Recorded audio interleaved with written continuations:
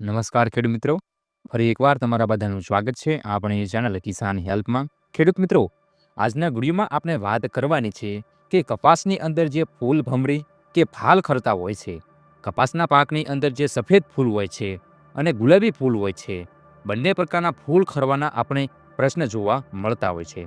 તો ખેડૂત મિત્રો, આજના વિડીયોમાં આપણે વાત કરીશું કે ફાલ ફૂલને ખરતા અટકાવવા માટે આપણે કઈ દવાનો છંટકાવ કરવો, તેમજ કયું ખાતર આપવું છંટકાવ દ્વારા, તેમજ પાણી સાથે કેટલું માપ રાખવું, તો સંપૂર્ણ વિગતવાર આપણે વાત કરીશું। એટલે બધા ખેડૂત મિત્રો વિડીયોના અંત સુધી બન્યા રહેજો। અને જે ખેડૂત મિત્રો આપણે આ ચેનલ પર નવા આવ્યા હોય તેવા ખાસ કરીને બધા ખેડૂત મિત્રો આપણી આ ચેનલને અત્યારે જ સબસ્ક્રાઇબ કરી નાખજો, કેમ કે આપણી આ ચેનલ પર આવા જ અવનવા ખેતીને લગતા વિડીયો મૂકવામાં આવતા હોય છે। તો ખેડૂત મિત્રો, કપાસમાં ફાલ ફૂલ જે ખરવાના સૌથી વધારે પ્રશ્ન હોય તો તે વરસાદના કારણે છે। આપણે ઘણી વખત જોતા હોય છે કે વરસાદ બાદ કપાસમાં પુષ્કળ પ્રમાણમાં ફાલ ફૂલ ખરતા હોય છે। તો એને અટકાવવા માટે આપણે કયા પગલાં લેવા જોઈએ એની વાત કરીએ। એ પહેલાં ખાસ કરીને બધા ખેડૂત મિત્રોને એક મારે અગત્યની વાત જણાવવાની છે કે કોઈ પણ ફાલની દવા હોય તેને માત્ર આપણે 2 છંટકાવ કરવાના છે, એ પણ આપણે અઠવાડિયા દરમિયાન કરવા જોઈએ। વધારે પ્રમાણમાં જો ખેડૂત મિત્રો આપણે ફાલ ફૂલની દવાનો ઉપયોગ કરશું તો એનાથી આપણે કપાસના ફીલ્ડમાં આડઅસર પણ થઈ શકે છે। તેમજ અગત્યની વાત કે કપાસના પાકની અંદર જે આપણે પીળા ફૂલ હોય છે તેમજ ગુલાબી ફૂલ હોય છે તે અલગ અલગ કારણોને લીધે ખરતા હોય છે। તો સૌથી પહેલાં વાત કરીએ કે ગુલાબી ફૂલ ખરતા હોય તો તેનું મુખ્યત્વે કારણ શું હોય છે। તો ખેડૂત મિત્રો, કપાસના પાકની અંદર બોરોન તત્વ અને અન્ય પોષક તત્વની ઉણપના કારણે પણ ગુલાબી ફૂલ અથવા તો 5 થી 8 દિવસના જે ઝીણા ઝીંડવા હોય છે તે પણ બોરોનની ઉણપના લીધે અથવા તો કારણને લીધે પણ ખરી જતા હોય છે। તો ખેડૂત મિત્રો, ગુલાબી ફૂલ અથવા તો ઝીણા ઝીંડવા ખરતા અટકાવવાના ઉપાય શું છે, એની આ ખરતા હોય તો તેનું મુખ્ય કારણ શું હોય છે તે જાણીએ। તો મુખ્યત્વે કારણ એ છે કે છોડમાં એમિનો એસિડની ઉણપ હોય છે। એટલે ખેડૂત મિત્રો, એમિનો એસિડ છે તમે એક પણ છંટકાવ કર્યા નથી, તેની વધારે પ્રમાણમાં ઘટ બતાવતું હોય તો પણ પીળા ફૂલ ખરી પડતા હોય છે। તો ખાસ કરીને એમિનો એસિડનો છંટકાવ ફૂલ ભમરી બેસે, ફાલ બેસે ત્યારે કરવો જોઈએ। ત્યારબાદ વારંવાર નાઇટ્રોજનવાળા ખાતરોનો ઉપયોગ કરવાથી પણ ખરી શકે છે।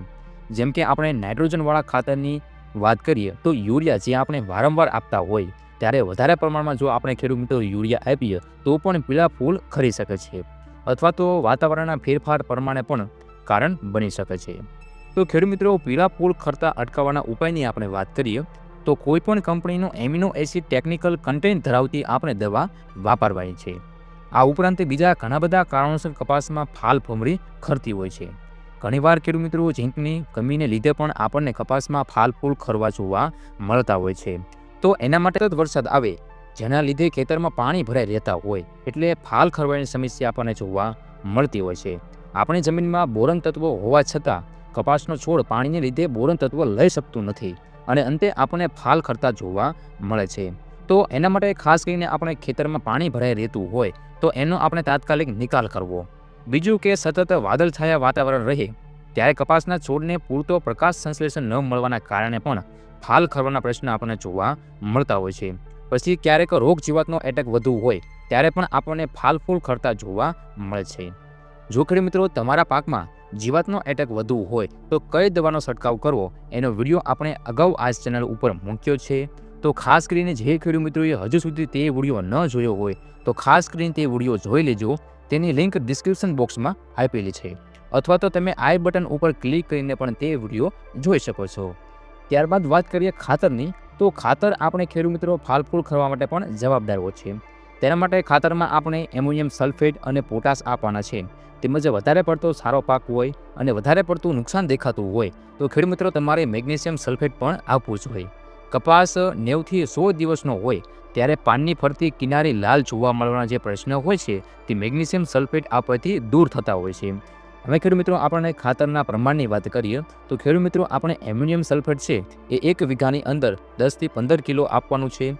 જે ખેડૂત મિત્રોને ડ્રીપ ઇરિગેશન હોય તો તે ખેડૂત મિત્રો ડ્રીપ ઇરિગેશન દ્વારા આપી શકે છે।